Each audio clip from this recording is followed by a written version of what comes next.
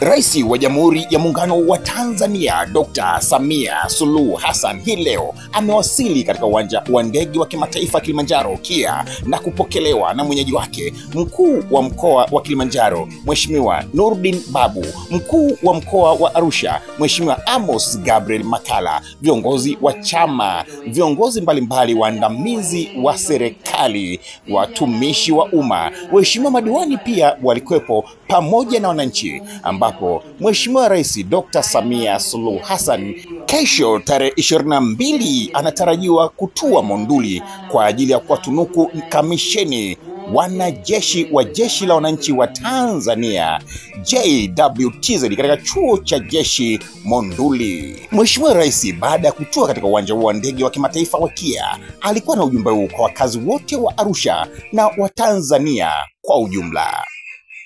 Tuzungumze na watoto wetu. Na tambua lile lililopita, vijana wengi hawakujua nalofanya, walipata tu mkumbo. Kwa hiyo tuzungumze na watoto wetu. Haya mambo si ya kujaribiwa kwenye nchi, si ya kujaribiwa. Kwa hiyo niwaombe sana wazazi wenzangu, ndugu wananchi wote, tuendelee kuweka amani kwenye maeneo yetu.